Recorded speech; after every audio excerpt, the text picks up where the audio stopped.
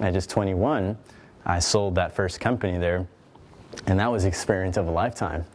That exit changed my life, and it's like, it was cool. It was really cool to have started from scratch, from nothing, like idea. Like, I'm getting chills now. Like, I wish the camera could zoom in, like, past the sweater and just see, like, it was something that was first conceived. How fascinating is that? That's what entrepreneurship is. That's why I love it.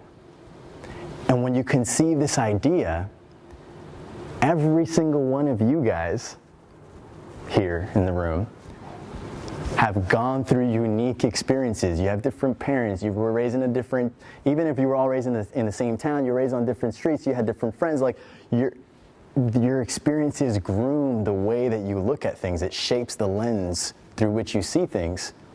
And so even if you guys all had the same idea, which you likely wouldn't, but let's say you did, your guys' approach to solving that idea would be completely different from the person next to you. It's about how you do it in your own way. And the entrepreneurs that really come in tune and close tune with themselves and their own intuition, like a Steve Jobs, like a Buffett, like a Cuban, like a Musk, Bezos, who's one of my favorite entrepreneurs in the world. I think he's the best entrepreneur in the world right now, Jeff Bezos.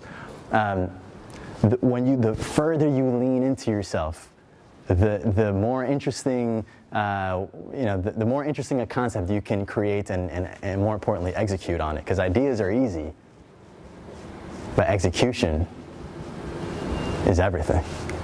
Execution is everything, right? So what that original resident taught me, the first guy who got me into business, he showed me how to bring an idea to life. It's actually not, it's hard, it's simple, but it's not easy, right? It's like, he showed me, oh, you have an idea? Okay.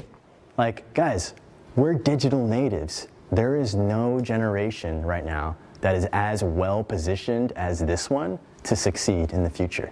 We grew up with the things that corporations are trying to crack, and they can't understand. Snapchat, how does that work?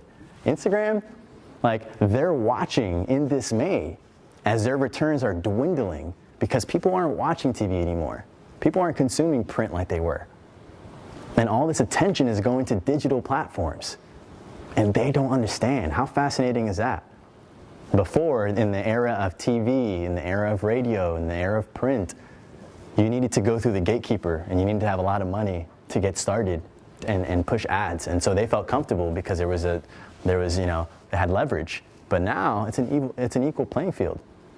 If you have a phone and you have a lot of hustle, you can put out videos, you can grow brands. I'm seeing with my own eyes as I travel the country how young people like us are able to extract some of this value. As these dollars shift from traditional to digital, we're going to be in the best position to extract those dollars. It is fascinating to me that that's true.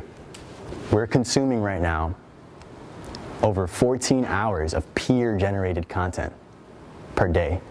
That means you're not really watching, like, you're watching what the New York Times is putting out, but you're watching more what your friends are putting out. With your friends, with your homies, like, it's a totally different environment that we naturally are well equipped to thrive in. And so since then, since that exit, I've been working with early stage companies to one capacity or another, and I've been having a great time doing it. I have a non-for-profit incubator in Harlem where we offer $50,000 in resources, we offer free mentorship and free office space, and we take zero equity in your company. The one thing that we ask is that you make a commitment to headquarter in Harlem after the program. Very fascinating thing. I just fell in love with the village. I'm also a venture capital investor, so I've invested in 6 companies now through my firm called Harlem Capital Partners, and we're on a mission. We invest in founders from all backgrounds, but 50% of our money goes specifically to women, minority entrepreneurs, LGBTQ veterans, because one thing is clear: as we travel the country, the venture money is, only 1%. Right, only 1% of venture money is going to non-white males, right? So that means, like, there are women, minority, like, there are so many people with great ideas and great execution who want to bring their ideas to market, but because of the way things have traditionally been done, they don't have access to the capital to execute on the idea. And so I'm doing it because it's important, but not just because it's Mother Teresa important, but like it's good business.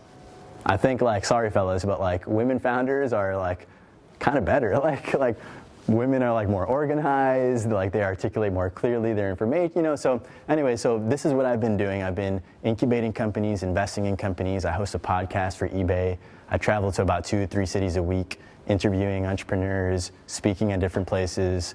And you know, if you guys have any questions at all around the early stages of a company, how to develop ideas, communities, you name it, I'm happy to dive in. But that's what I have for you today. I'm hoping we can get into, I want to make it as interactive as possible.